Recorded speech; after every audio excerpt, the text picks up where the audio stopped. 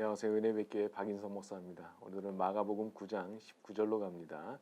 대답하여 이르시되 믿음이 없는 세대여 내가 얼마나 너희와 함께 있으며 얼마나 너희에게 참으리요 그를 내게로 데려오라 하시매. 자, 산에서부터 내려오신 예수님에게 사람들이 달려왔습니다. 그리고 예수님의 제자들에게 귀신 들린 아이를 데려왔는데 못 고치더라. 그 말씀을 드리고 난 뒤에 예수님의 반응이시죠. 여러분, 예수님께서 어떤 사람들에 대해서 아주 못 견뎌 하시는 것이 있는데 그게 뭐냐면 믿음이 없는 모습을 보일 때입니다. 믿음이 없는 모습을 보일 때. 자, 이게 예수님을 아주 화나시게 만들 수 있는 몇 안 되는 케이스 중에 하나거든요. 자, 아래로 22절 내려가면 이 아이의 아버지가 말을 합니다. 무엇은 하실 수 있거든 도와주옵소서. 자, 예수님께서 이제 이 말을 듣자마자 하시는 말씀입니다. 23절 예수께서 이르시되 할 수 있거든이 무슨 말이냐? 믿는 자에게는 능히 하지 못할 일이 없느니라. 여러분, 마귀가 우리에게 가장 바라고 원하는 모습이 있다 그러면 바로 이겁니다. 믿음이 없는 거죠. 믿음이 없는 상태. 바로 이 상태를 마귀가 가장 원하는 상태인 거예요. 여러분, 어떻게 보면 이 장면이 이해가 될 수도 있습니다. 왜냐하면 제자들한테 데려왔는데 못 고쳤으니까 예수님도 안 되시겠지 생각할 수 있잖아요. 긴가민가 한 겁니다. 근데 예수님께서 보실 때는 이거 굉장히 화나시는 장면이 되는 거거든요. 여러분, 우리가 구원도 믿음으로 받습니다. 구원도 믿음 없으면 못 받는 거예요. 그리고 구원 이후의 삶도 믿음으로 사는 거예요.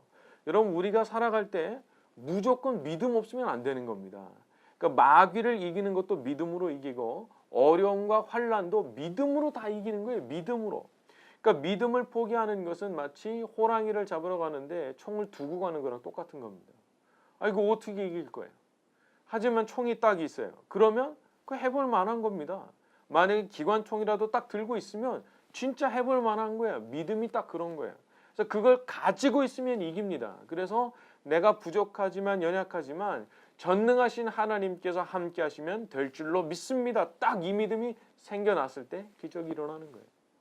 자, 여러분은 하지만 이것들이 이제 자동적으로 그냥 뭐 기계적으로 되는 건 아니죠. 왜냐하면 우리 애가 믿음을 딱 가졌을 때 하나님께서 그 믿음을 인정하셨을 때 이제 그 일이 이루어지는 것이기 때문에 그런 거죠. 자, 여러분, 믿음을 가지는 데 있어서 큰 장애물이 있다고 그러면 두려움입니다. 두려움이 있죠. 그러면요, 그 믿음 가지기 어려운 거예요.